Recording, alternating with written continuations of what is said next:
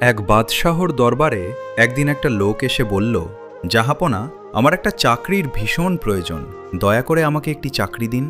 বাদশাহ লোকটিকে জিজ্ঞেস করলেন, তোমার কি যোগ্যতা আছে? লোকটি বলল, হুজুর, আমি মানুষ বা যে কোনো প্রাণীর মুখ দেখে তার বংশ পরিচয় বলে দিতে পারি। বাদশাহ মনে মনে ভাবলেন, বাহ, চমৎকার তো, দেখা যাক। লোকটাকে পরীক্ষা করে তিনি লোকটিকে তার ঘোড়ার আস্তাবলের ব্যবস্থাপক নিযুক্ত করলেন। কিছুদিন পর বাদশাহ লোকটিকে দরবারে তলব করে তার সবচেয়ে প্রিয় ঘোড়াটির ব্যাপারে লোকটিকে জিজ্ঞেস করলেন, বলতো, আমার ওই ঘোড়াটির জাত কেমন? লোকটি বাদশাকে বলল, জাহাপনা, ঘোড়াটির জাত ভালো না। এই কথা শুনে বাদশাহ ভীষণ রেগে গিয়ে তাকে বললেন, কি বলছো তুমি? আমি জাত দেখে 1000টা সোনার দিরহাম খরচ করে ওকে কিনেছি, পালছি, আর তুমি বলছো ওর জাত ভালো না? লোকটি তবুও তার কথায় অনড় রইল। বাদশাহ তখন সেই ঘোড়াটির বিক্রেতাকে দরবারে ধরে নিয়ে আসার জন্য হুকুম দিলেন। ঘোড়া বিক্রেতা দরবারে হাজির হলে বাদশাহ তাকে বললেন, সত্যি কথা বলো, না হলে করদান যাবে। তখন ঘোড়া বিক্রেতা বলল, জাহাপনা, আমাকে দয়া করে ক্ষমা করুন।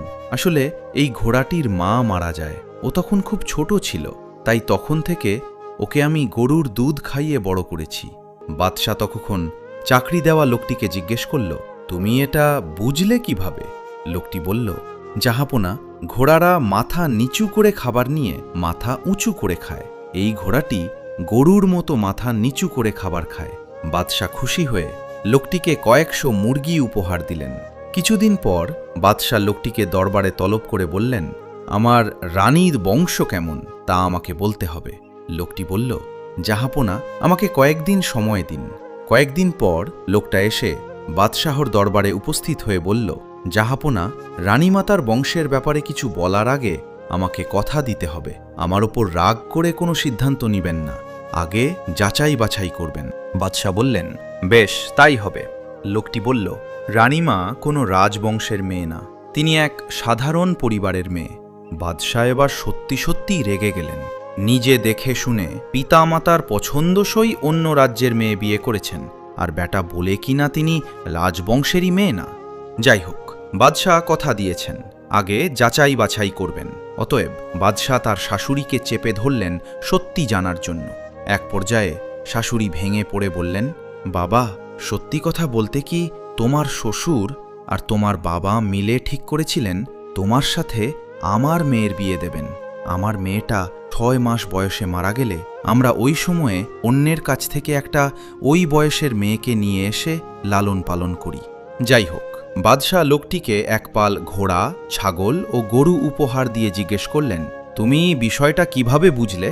লোকটি বলল, হুজুর, রানীমা যে ভাষায় চাকর বাকর কর্মচারীদের সাথে কথা বলেন, যা আচরণ করেন, তা রাজকন্যা বা রাজমাতা সুলভ নয়। তারপর একদিন বাদশাহ লোকটিকে রাজদরবারে তলব করে বললেন, সবার বংশের কথা তো বললে, এবার আমার নিজের বংশের ব্যাপারে কিছু বলো তো। লোকটি বলল, জাহাপনা, এই বিষয়ে আমি এখনই বলতে পারি, কিন্তু তার আগে আমার জীবনের নিশ্চয়তা দিতে হবে। বাদশাহ বললেন, যাও, দিলুম। লোকটি তখন বলল, জাহাপনা, আপনি কোনো রাজা বাদশাহর সন্তানই নন, আপনি একজন কৃষকের সন্তান। বাদশাহ মনে মনে কিভাবে লোকটার গর্দান নেবেন ভাবতে ভাবতে মায়ের কাছে গিয়ে এই বিষয়ে জানতে চাইলেন। রাজমাতা তখন বললেন, লোকটি ঠিক বলেছে, আমার কোনো ছেলে সন্তান না জন্মানোর কারণে যখন রাজত্ব জ্ঞাতিদের কাছে হারানোর আশঙ্কা দেখা দেয়, তখন এক কৃষক পরিবার থেকে তোমাকে এনে দিয়েছিলেন বিশ্বস্ত উজির। বাদশাহ এবার লোকটিকে জিজ্ঞেস করলেন, আমার ব্যাপারে তুমি কিভাবে বুঝতে পারলে? লোকটি বলল, এটা সহজ ছিল জাহাপনা, আপনি সত্যিই রাজা বাদশাহর সন্তান হলে উপহার দিতেন হিরে জহরত, মণি, মুক্তা, সেসব না দিয়ে আপনি উপহার দেন গরু, ছাগল, হাঁস, মুরগি। আর রাজপ্রাসাদের অনুষ্ঠানে রাজকীয় খাবার দিয়ে আপ্যায়ন না করিয়ে ও ধর্মীয় অনুষ্ঠানে মিষ্টান্ন বিতরণ না করিয়ে সর্বদা খিচুড়ি দিয়ে অতিথিদের আপ্যায়ন করান, যা রাজবংশের কোনো সন্তানের পরিচয় নয়। একটি বাড়ির তুলনায় একটি দরজা অনেক ছোট, একটি দরজার তুলনায় একটি তালা একটি ছোট, আর চাবিকাঠি তাদের থেকেও অনেক ছোট, কিন্তু ওই চাবিকাঠিই পারে ওই বাড়িটিতে প্রবেশ করাতে। এইভাবে একটি ছোট চিন্তাশীল ব্যাখ্যা অনেক বড় সমস্যার সমাধান করতে পারে। থাকার ঘর ছোট হোক, ক্ষতি নেই, কিন্তু মনের ঘর যেন বড় হয়। একটা পচা আলু একাধিক ভালো আলুকে নষ্ট করে, তেমনি একটা বাজে মানুষ বহু ভালো মানুষের জীবন নষ্ট করে দিতে পারে। মিডল ক্লাস জীবনটাই অদ্ভুত জীবন। জামা কিনলে জুতো ছিঁড়ে যায়, জুতো কিনলে প্যান্ট ছিঁড়ে যায়, প্যান্ট কিনলে আন্ডারওয়্যার ছিঁড়ে যায়, আর যখন সব কেনা হয় তখন পকেট ফেটে যায়। কাউকে সত্যি ভালোবাসলে প্রচুর বেহায়া হতে হয়। কথাটা তিতা হলেও সত্যি। মুখের ভাষা বলে দেয় মানুষটি কেমন, অহংকার বলে দেয় টাকা কত আছে, স্বপ্ন বলে দেয় ভবিষ্যৎ কেমন, স্পর্শ বলে দেয় স্বভাব কেমন, তর্ক বলে দেয় জ্ঞান কতটা, সংস্কার বলে দেয় পরিবার কেমন, পছন্দ বলে দেয় ভাবনা চিন্তা কেমন। আগে ভয় পেতাম একাকিত্বের, এখন ভয় পাই ভুল মানুষের সঙ্গের। বুদ্ধিমান মানুষ এই 4টি কথা সবসময় গোপন করে রাখে। 1. নিজের ভবিষ্যৎ পরিকল্পনা সবার সামনে প্রকাশ করে না। 2. নিজের দুর্বলতা সবাইকে জানায় না। 3. পারিবারিক সমস্যা অন্যের কাছে প্রকাশ করে না। 4. অন্যের করা উপকার বা গোপন কথা মানুষের কাছে ফাঁস করে না। খারাপ সময়টা থাকবে না, হয়তো দ্রুত কেটে যাবে। এরই মাঝে প্রিয় কিছু মানুষ চেনা হবে। জীবনের টাকা ইনকাম করো আর নাই করো, নিজের প্রতি সৎ থাকো, এতে তোমার কুড়ে ঘরেও শান্তির ঘুম হবে। যারা স্বার্থের বিনিময়ে সম্পর্ক রাখে তারা আকাশে মতো যে কোনো সময় রং বদলাতে পারে, আর যারা বিনিময় ছাড়া সম্পর্ক রাখে তারা বৃক্ষের মতো সব সময় ছায়া দিয়ে যায়। দায়িত্ববান মানুষকে বিবাহ করা উত্তম। ভালোবাসা থাকুক আর না থাকুক, দায়িত্ববান মানুষ দায়িত্ব এড়িয়ে যাবে না। দায়িত্ববান মানুষদের জীবনে বিবাহ বিচ্ছেদ কম হয়। আমরা কেন একা হয়ে যাই তার জন্য কিন্তু কোথাও না কোথাও আমরাই দায়ী। কারণ আমাদের যারা বাস্তবে কদর করে, যারা থাকতে চায় আমাদের সাথে, তাদের সঙ্গ আমাদের বিরক্ত লাগে। আর যারা বারবার যাওয়ার বাহানা খোঁজে তাদেরকে আমরা জোর করে ধরে রাখতে চাই। ভালোবাসার মানুষকে চোখ দিয়ে নয়, হৃদয় দিয়ে অনুভব করতে হয়। তাই আজ আমি তোমায় না দেখলেও ভালোবাসি। তুমি আছো অনেক দূরে, তবু আছো আমার হৃদয় জুড়ে। মধ্যবিত্ত হয়ে জন্মানোর চেয়ে ফকির হয়ে জন্মানো ভালো। ফকিরদের অভিনয় করতে হয় না, কিন্তু মধ্যবিত্তদের প্রতিনিয়ত সুখী থাকার অভিনয় করে যেতে হয়। কখনো এমন কাউকে ঠকাতে যেও না যার পুরোটা জুড়ে শুধু তোমার অস্তিত্ব। তাকে ঠকানো মানে তুমি নিজেকেই ঠকালে। প্রথমবার কাউকে ভালোবেসে যখন আপনি নির্মমভাবে ঠকে যাবেন, তখন আপনার ভেতর থেকে ভালোবাসা শব্দটা উঠে যাবে। তারপর আপনার জীবনে অনেক মানুষ দুবার আসবে, কিন্তু কাউকে আর ভালোবাসতে ইচ্ছা হবে না।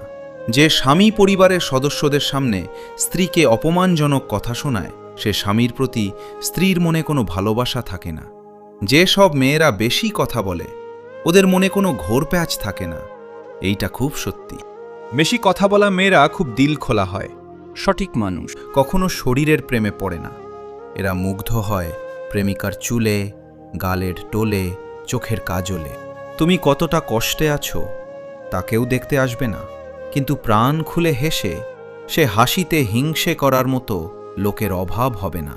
নিজের যোগ্যতার চেয়ে কম যোগ্যতার লোককে ভালোবাসো, কারণ সে তোমায় মূল্য দিবে।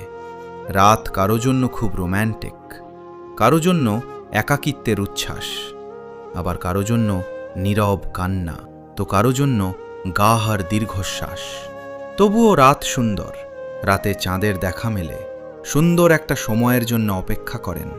আপনিও একদিন কারো না কারো প্রচণ্ড প্রিয় একটা মানুষ হবেন।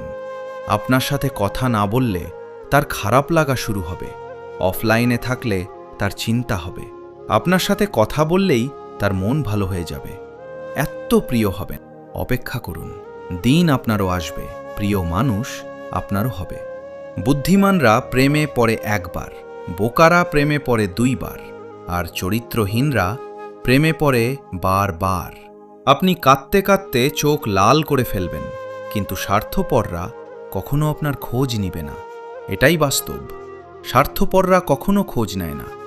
ভালোবাসার অভিনয় করে একটা মানুষকে ঠকাচ্ছেন, যে কিনা আপনাকে প্রিয় মানুষ বানিয়ে রেখেছে। মনে রাখবেন, প্রকৃতির হিসাব বড্ড কঠিন, সুদে আসলে ফিরিয়ে দেবে। আপনাকে অসংখ্য ধন্যবাদ ভিডিওটি সম্পূর্ণ দেখার জন্য। যদি ভিডিওটি ভালো লাগে তাহলে প্লিজ একটা লাইক করবেন, কারণ আপনার একটা লাইক আমাকে পরবর্তী ভিডিও বানানোর জন্য অনেক উৎসাহ যোগায়।